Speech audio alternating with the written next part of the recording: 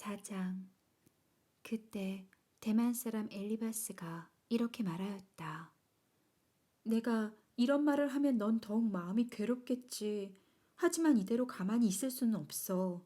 너는 많은 사람을 가르쳤고 손이 연약한 자를 강하게 하였으며 넘어진 자를 격려하여 일어나게 하고 무릎이 약한 자에게 힘을 주지 않았는가. 그러나 어려움에 부딪히자 이제 내가 오히려 낙심하고 당황하는구나. 내가 자신만만해하는 것은 너의 경건이 아니냐. 너에게 희망이 있다면 너의 흠 없는 생활이 아니냐. 한번 생각해 보아라. 죄 없이 벌 받는 자가 누구인가? 정직한 자가 망한 적이 어디 있는가? 사람들이 죄악의 밭을 갈아 악을 씨 뿌리듯 하지만 결국 그들은 심은 대로 거둔다. 그들은 다 하나님의 입김에 멸망당할 것이며 그의 분노의 기운에 사라지고 말 것이다. 그들이 비록 힘센 사자처럼 사나울지라도 하나님은 그들을 꺾어버릴 것이니 그들은 힘없는 늙은 사자처럼 굶어서 죽고 그들의 자녀들은 흩어질 것이다. 한 번은 나에게 무슨 말이 은은하게 들렸는데 그 소리는 너무 작아서 간신히 들릴 정도였다. 사람들이 깊이 잠든 밤에 나는 환상을 보고 마음이 뒤숭숭한 가운데 갑자기 무서운 공포에 사로잡혀 벌벌 떨고 있었다. 그때 한 영이 내 앞을 스쳐 지나갔다. 그 순간 나는 너무 놀라 머리털이 쭈뼛쭈뼛 서는 것 같았다. 이윽고 그 영은 멈춰 섰다. 나는 그것이 어떻게 생겼는지 알 수가 없었다. 그러나 한 형제가 내 앞에 서 있는 것만은 사실이었다. 그러자 조용한 가운데 이런 소리가 들렸다. 사람이 하나님보다 의로울 수 있느냐? 사람이 자기를 창조하신 이보다 성결할 수 있느냐? 하나님은 자기 종들도 믿지 않으시고 그의 천사들에게까지도 허물을 찾으시는데 하물며 하루살이처럼 쉽게 짓눌려 죽을 수밖에 없는 흙으로 만든 사람이겠느냐. 사람은 아침에 살아 있다가도 미처 저녁이 되기도 전에 말없이 죽어 영원히 사라지는 법인데 어찌 육체의 줄이 끊어져 죽지 않겠느냐. 인생은 죽어도 지혜 없이 죽고 말 것이다. 5장. 너는 한번 부르짖어 보아라. 너에게 응답할 자가 있겠느냐? 내가 천사들 중 누구에게 부르짖겠느냐? 분노는 미련한 자를 죽이고 질투는 어리석은 자를 죽이는 법이다. 나는 미련한 자가 잠시 성공했다가도 그의 집안이 저주를 받아 일순간에 무너지는 것을 보았다. 그의 자녀들은 한시도 평안할 날이 없고 법정에서 시달림을 당해도 그들을 변호해 줄 자가 없다.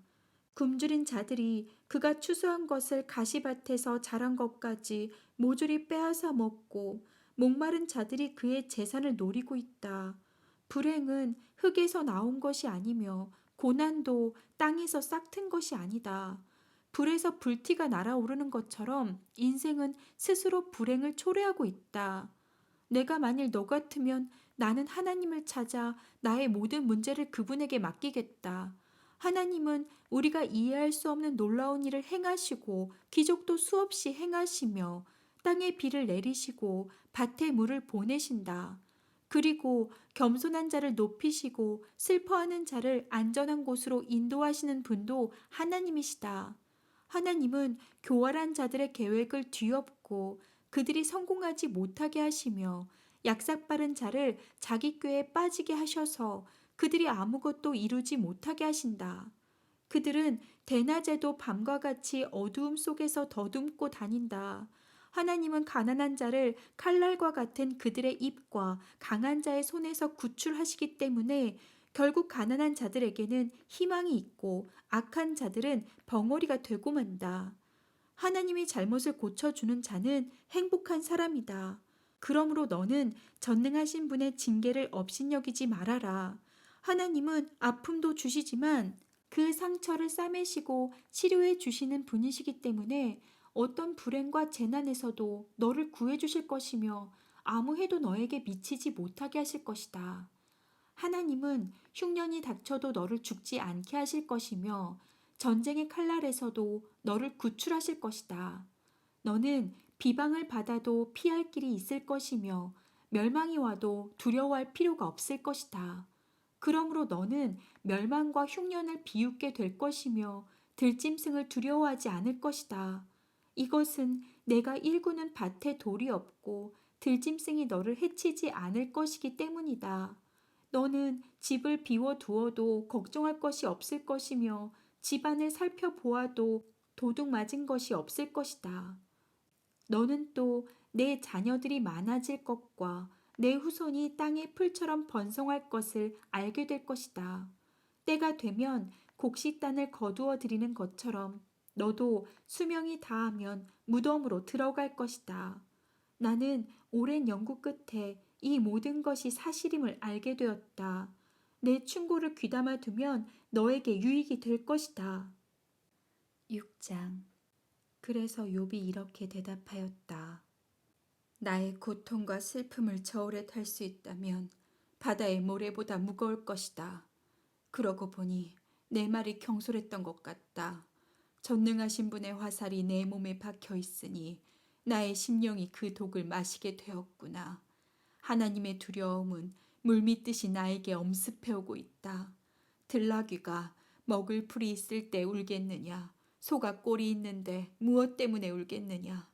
소금을 치지 않은 싱거운 음식을 먹을 수 있겠느냐? 달걀 흰자위가 무슨 맛이 있겠느냐?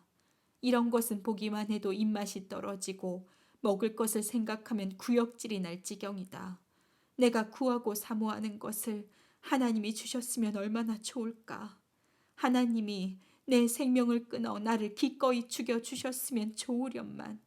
그러나 내가 거룩하신 분의 말씀을 거역하지 않았으니 나는 하나님의 손에 죽어도 위로를 받고 견딜 수 없는 고통 가운데서도 기뻐할 수 있을 것이다.